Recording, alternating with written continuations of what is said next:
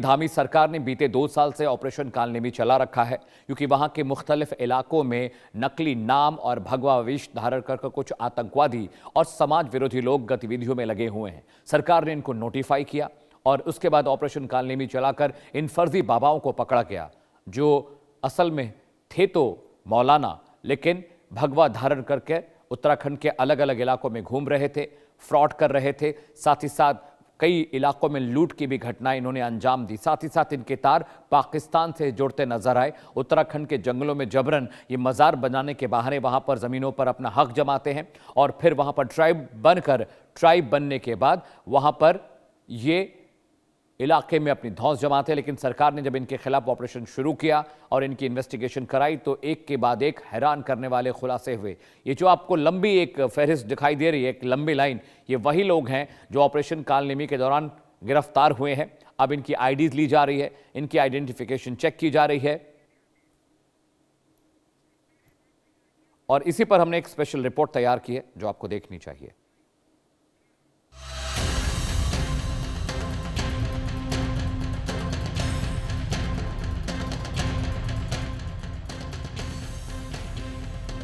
भगवा चोला, मुंह में राम का नाम, साधुओं के भेष में फैले कालनेमी, पाखंडियों पर एक्शन में धामी सरकार, राष्ट्र के दुश्मनों पर सरकार का प्रहार।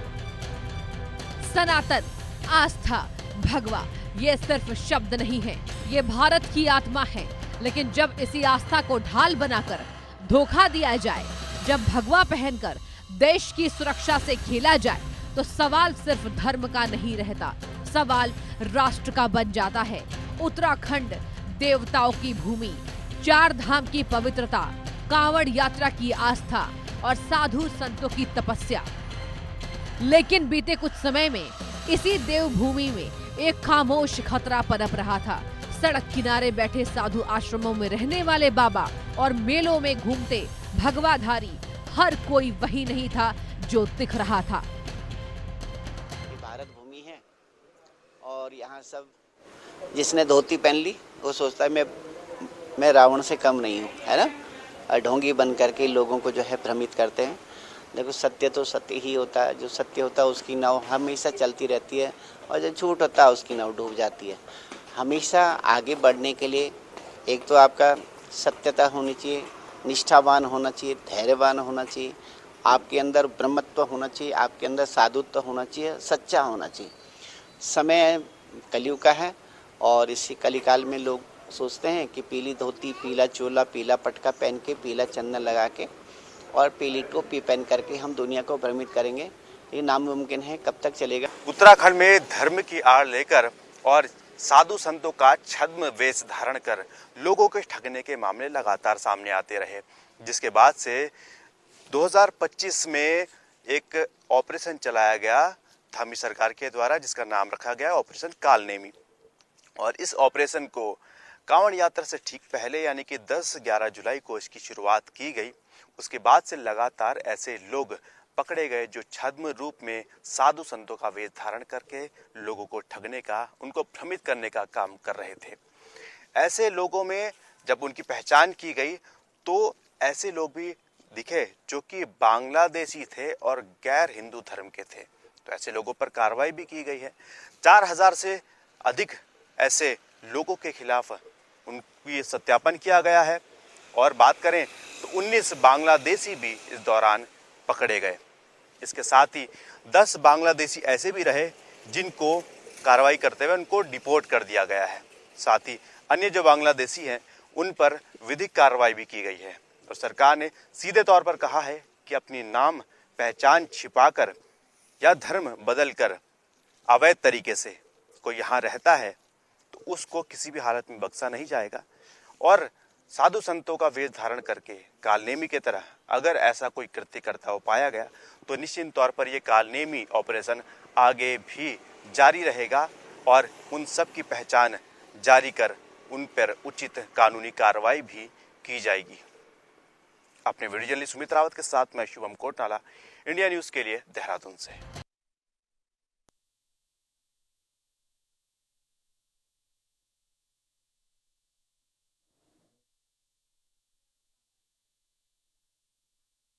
और मेलों के आसपास लगातार शिकायतें आने लगी कि कोई बाबा चमत्कार के नाम पर पैसे ऐंठ रहा है, कोई शादी का झांसा देकर पहचान छिपा रहा है, तो कोई धर्म के नाम पर लोगों को गुमराह कर रहा है। यहीं से जरूरत महसूस हुई एक ऐसे अभियान की जो सिर्फ कानून नहीं बल्कि आस्था की रक्षा करे। साल 2025 कांवड़ यात्रा से पहले धामी सरकार ने एक बड़ा फैसला लिया, देवभूमि को ढोंगियों से मुक्त करने का संकल्प, और इसी संकल्प से जन्म हुआ ऑपरेशन कालनेमी का। कालनेमी अभियान जो सरकार ने चलाया है उसे लोग किस रूप में देखते हैं, यही जानने के लिए हम गंगा घाट के किनारे हैं और पंडित जी एक हमारे साथ है। पंडित, क्या शुभ नाम है आपका? हमारा निर्मल उप्रेती है। उप्रेती जी, एक अभियान चलाया है धामी सरकार ने कि जो नकली ढोंगी बाबा हैं उनकी गिरफ्तारी की जा रही है, और उस दिन की गिरफ्तारी करने के लिए ऑपरेशन कालनेमी चलाया हुआ है, जिसमें करीब 500 से ज्यादा अभी तक फर्जी लोग पकड़े गए हैं, जेल गए हैं। किस रूप में आप देखते हैं? हम ये अति उत्तम कार्यक्रम चला रखा है धामी सरकार ने। ऐसे कार्यक्रम चलते रहने चाहिए। जैसे कि आज की डेट में जो भी सीधा साधा या भोला भाला जो भी यात्री है या जो भी जनता है भोली भाली, उसके घर में तंत्र प्रयोग, मंत्र प्रयोग या यंत्र प्रयोग करके किसी ना किसी रूप में उसको अपने सम्मोहन करके उससे जो भी है पैसा है या उसके घर में जिस भी प्रकार से तंत्र मंत्र इत्यादि करके उसको अपने वशीकरण किया जाता है, या कोई भी हमारे आस पड़ोस वाला तंत्र प्रयोग, मंत्र प्रयोग या तंत्र प्रयोग के द्वारा इस प्रकार से जो ढोंगी लोग हैं वह कुछ भी तंत्र मंत्र इत्यादि करके भोली भाली जनता को अपने वश में कर लेते हैं। क्या है ऑपरेशन कालनेमी?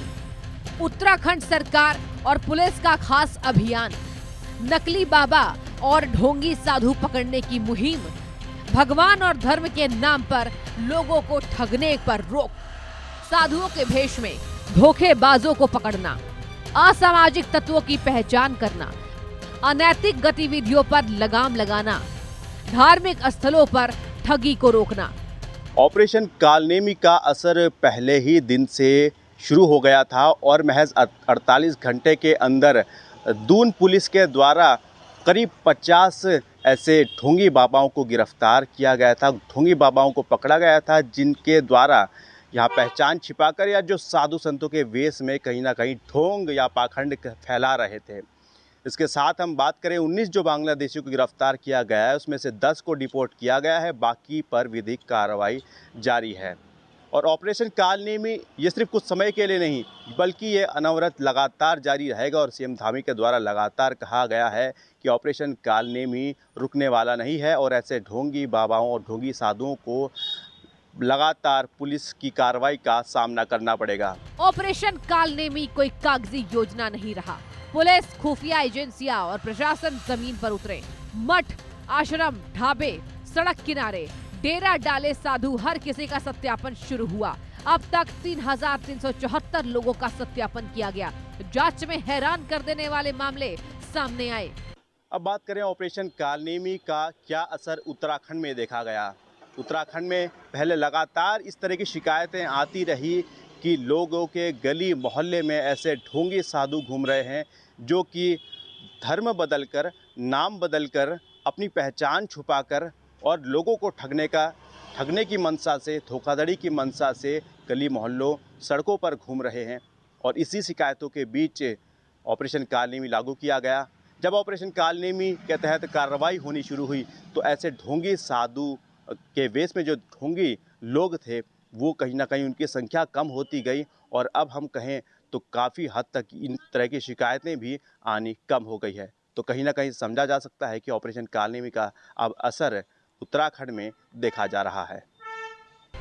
पाखंडियों की खैर नहीं, कितने मामले, विवाह के नाम पर छल 4, फर्जी सोशल मीडिया प्रोफाइल 26, 40 आपराधिक मामले दर्ज, 14 आरोपियों की गिरफ्तारी, कानून के प्रावधानों में कार्रवाई, 170 BNSS, 67 मामले, 172 BNSS, 441 मामले, पुलिस एक्ट 81, 305 कार्रवाई, कुल कार्रवाई 815, 508 गिरफ्तारियां, 307 चालान और नोटिस।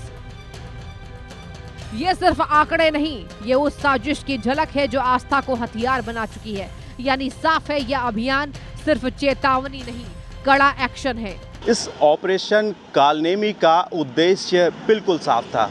ऐसे लोगों को देवभूमि में चिन्हित करना जिन्होंने साधु संतों का वेश धारण किया था और लोगों को ठगने का काम करते थे, उनसे धोखाधड़ी करने का काम करते थे, आपराधिक घटनाओं में शामिल थे। ऐसे लोगों को चिन्हित करके उन पर कार्रवाई करना, और इसको ठीक कांवड़ यात्रा से पहले यानी कि 10 जुलाई को मुख्यमंत्री पुष्कर सिंह धामी ने प्रदेश भर में लागू किया, जिसके बाद से पुलिस हरकत में आई और पूरे उत्तराखंड से ऐसे कालनेमियों को ढूंढ कर पकड़ा गया। और संख्या की बात करें तो अब तक 4000 से अधिक कालनेमियों पर सत्यापन हुआ है, 4000 से अधिक लोगों का सत्यापन हुआ है, 500 से ज़्यादा गिरफ्तारियां इसमें हुई है। इसके साथ साथ 19 ऐसे बांग्लादेशी भी गिरफ्तार किए गए हैं जो कि अवैध तरीके से यहाँ रह रहे थे, पहचान छिपाकर यहाँ पर रह रहे थे, उन पर भी कार्रवाई हुई है। ऑपरेशन कालनेमी का सबसे बड़ा खुलासा 19 अवैध बांग्लादेशियों पर हुआ जो नकली दस्तावेज, झूठी पहचान और साधु का भेष रखकर घूम रहे थे। इनमें से 10 को डिपोर्ट किया जा चुका है, बाकियों पर कानूनी प्रक्रिया जारी है। सोचिए, अगर ये लोग धर्म की आड़ में और समय तक रहते तो खतरा कितना बड़ा होता। संत समाज भी सरकार के साथ है। मंदिरों के पुजारी, पंडित और असली साधु संत सबने कहा जो ढोंगी है वही हमें बदनाम करते हैं। ऐसे लोगों पर कार्रवाई जरूरी है। ऑपरेशन कालनेमी को संत समाज का खुला समर्थन मिला। आखिर इस ऑपरेशन के लिए कालनेमी का ही नाम क्यों रखा गया? ऑपरेशन कालनेमी का मतलब है ढोंगियों के खिलाफ कार्रवाई। ये ढोंगी धर्म के नाम पर गलत काम करते हैं। अब जानते हैं कि आखिर ऑपरेशन कालनेमी ही क्यों कालनेमी? हिंदू कथाओं का वो किरदार जो धोखे से काम करता था, वो सामने कुछ और अंदर से कुछ और होता था। वैसे ही आज धर्म का चोला पहनकर ठगी करते हैं। सरकार ने ऐसे ढोंगियों के खिलाफ अभियान लाया। जो धर्म के नाम पर छल करेगा उस पर कार्रवाई होगी। उत्तराखंड के ऑपरेशन कालनेमी पर सबसे बड़ा और सबसे संवेदनशील सवाल यही है, आखिर असली और नकली की पहचान होगी कैसे? क्योंकि ज्यादातर मामलों में कार्रवाई कागजों के आधार पर होती है, पहचान पत्र, दस्तावेज या फिर किसी की शिकायत। लेकिन आस्था का संसार हमेशा दस्तावेजों में फिट नहीं बैठता। तो अब ये जानते हैं आखिर इसकी पहचान कैसे होगी। शिकायत का आधार, आचरण और व्यवहार पर नजर, पैसे का खेल है या नहीं, पहचान और दस्तावेज की स्थिति, रहने सहने की स्थिति, सोशल मीडिया एक्टिविटी, पुराना आपराधिक रिकॉर्ड, विदेशी या अवैध मौजूदगी, स्थानीय लोगों की जानकारी। देवभूमि में अब साधु की पहचान कपड़ों से नहीं कर्मों से होगी। जो ढोंगी है वो बेनकाब होगा, जो राष्ट्र का दुश्मन है वो सलाखों के पीछे होगा। Bureau report, India news. तो आपने हमारी रिपोर्ट देखी ऑपरेशन कालनेमी को लेकर, लेकिन वास्तव में ऑपरेशन कालनेमी क्या है वो भी आपके लिए समझना बहुत जरूरी है। जी हाँ, उत्तराखंड सरकार और पुलिस का एक खास ऑपरेशन, खास अभियान है जिसका नाम ऑपरेशन कालनेमी रखा गया। नकली बाबा और ढोंगी साधु पकड़ने की एक खास मुहिम थी जो उत्तराखंड सरकार ने शुरू की थी और उसके बाद इसे अमली जामा पहनाया गया। जी हाँ, नकली बाबा और ढोंगी लगातार उत्तराखंड के अलग अलग इलाकों में एक्टिव थे, वारदातों को अंजाम दे रहे थे, भगवान और धर्म के नाम पर लोगों को ठग रहे थे, उन्हें लूट रहे थे। जिसके बाद इस ऑपरेशन की शुरुआत हुई। साधुओं के वेश में धोखेबाजों को पकड़ना बहुत मुश्किल था और इसीलिए ऑपरेशन लॉन्च हुआ। असामाजिक तत्वों की पहचान सबसे अहम काम था जो सरकार ने किया। अनैतिक गतिविधियों में लगाम लगाने की कोशिश भी सरकार की थी और इसीलिए सभी को आइडेंटिफाई किया गया, सभी को नोटिफाई किया गया, एक एसआईटी का गठन किया गया, अलग अलग जिलों में उन टीमों को भेजा गया और उसकी वजह से ये बड़े खुलासे हुए। पाखंडी क्या करते थे और कितने मामले आए वो भी आपके लिए समझना बहुत जरूरी है। विवाह के नाम पर धोखेबाजी के 4 मामले सामने आए। फर्जी सोशल मीडिया प्रोफाइल 26 पकड़ी गई। इसके अलावा 40 आपराधिक मामले दर्ज हुए। अलग अलग थानों में 14 आरोपियों की गिरफ्तारी हुई जिनका आधार और आईडी कार्ड दूसरे प्रदेशों के निकले। कानून के प्रावधान क्या कहते हैं उसे भी लेकर आपके लिए जानना बहुत जरूरी है। बीएनएस की धाराओं में इसे लेकर क्या बातें कही गई हैं वो भी आपके लिए समझना बहुत जरूरी है। 170 बीएनएस की जो धारा है 67 है, उसमें 67 मामले दर्ज किए गए। जो 172 बीएनएस की धारा उसमें 441 मामले। कुल कार्रवाइयां 815 हुई हैं। 508 गिरफ्तारियां हुई और 307 चालान यानी टिकट्स कटे। इसके अलावा पुलिस एक्ट 81 के तहत 305 कार्रवाई हुई, जिसमें गलत आईडी प्रूफ देना, गलत तरीके से बात करना, धोखेबाजी करना और अपनी पहचान छिपाने के मामलों में बीएनएस की इन धाराओं में कार्रवाई हुई है और कानून के प्रावधानों के हिसाब से ये गिरफ्तार हुई। क्यों कालनेमी नाम रखा गया, ये समझिए। हिंदू कथाओं का वो बहुत अहम किरदार है और वो सामने कुछ दिखता है, अंदर से कुछ देखता है, स्ट्रैटेजी कुछ और होती है, करता कुछ और दिखाई देता है। वैसे भी आज धर्म का चोला पहनकर देश भर के अलग अलग इलाकों में खूब ठगी हो रही है और सरकार ने ऐसे ढोंगियों के खिलाफ अभियान लाया है। जो धर्म के नाम पर छल करेगा उस पर कार्रवाई होगी। सीएम जो धामी है उन्होंने ये बात कही थी कि किसी भी कीमत पर जो ढोंगी हैं, जो फर्जीवाड़ा कर रहे हैं, उनको बख्शा नहीं जाएगा और इसीलिए ऑपरेशन कालनेमी इसका नाम रखा गया। और इसी ऑपरेशन की शुरुआत के साथ ही अलग अलग जिलों में, अलग अलग इलाकों में बहुत सारे फ्रॉड बाबा पकड़े गए जो साइबर ठगी का भी शिकार लोगों को कर रहे थे, धर्म के नाम पर लूट रहे थे और इसके अलावा नशीला पदार्थ खिलाकर लोगों के घरों में जाते थे और वहां चोरी को अंजाम देते थे। इसे लेकर कई सारी शिकायतें आई और उसके बाद सरकार ने इस पर कार्रवाई करते हुए इसका नाम ऑपरेशन कालनेमी रखा और इसके बाद बीते 1-1.5 सालों से लगातार जो प्रदेश के मुख्तलिफ जो ज़िले हैं वहाँ पर बहुत सारे बाबा पकड़े गए। उनके नाम अलग थे, पहचान अलग थी, आईडीज़ अलग अलग थी। उनमें से बहुत सारे जो बाबा थे वो दूसरे समुदाय के, दूसरे धर्म के पाए गए और पैसों की कमाई के लिए ही वो ऐसा कर रहे थे। आचरण और व्यवहार पर नज़र रखी गई, कैसे इनकी पहचान हुई, ये भी बहुत इंपॉर्टेंट है। पैसे का खेल है या नहीं, इसे समझने की बहुत ज़रूरत थी। पहचान और दस्तावेजों की स्थिति देखी गई, जो उनकी आईडी से जो पेपर्स उनके पास थे उसे भी लेकर देखा गया कि आखिर उससे क्या कुछ होगा। रहने सहने की स्थिति भी देखी गई कि किस इलाके में रहते हैं, कैसे खाते पीते हैं, कैसे आते जाते हैं, सोशल मीडिया पे किस तरह के कंटेंट को पोस्ट करते हैं, कैसे लोगों से बातचीत करते हैं, कैसे लोगों के संपर्क में थे। ये तमाम चीज़ें इनको मानक बनाया गया और पुराने आपराधिक रिकॉर्ड भी इनके चेक किए गए। इन्हीं मानकों के आधार पर इन्हें पकड़ा गया। विदेशी पैसे की फंडिंग के बारे में जानकारी जुटाई गई। अवैध वसूली अगर ये लोगों को ब्लैकमेल कर रहे थे तो उसकी भी पहचान की गई और इन्हीं आधारों पर, इन्हीं मानकों के आधार पर प्रदेश की सरकार ने एक बड़ी टीम बनाई, एक बड़ा ऑपरेशन चलाया और अलग अलग जिलों में जाकर ऐसे लोगों को आइडेंटिफाई किया जो मंदिरों के आसपास मिला करते थे, मोहल्लों में, स्थानीय इलाकों में जाया करते थे, रिहायशी इलाकों में घूम कर अपनी पहचान गलत बताते थे, पूजा पाठ कराने की बात कहते थे, गलत फर्जी आईडीज बनाकर जाते थे और लोगों का ब्रेन वॉश कर उनसे लूट और ठगी की वारदात को अंजाम देते थे। ऑपरेशन कालनेमी को लेकर जितने भी अपडेट हमारे पास आएंगे लगातार हम आपको दिखाने बताने की कोशिश करते रहेंगे। रुक रहेंगे ब्रेक के लिए। ब्रेक के बाद भी सुपर प्राइम टाइम पर खबरों का सिलसिला लगातार जारी है।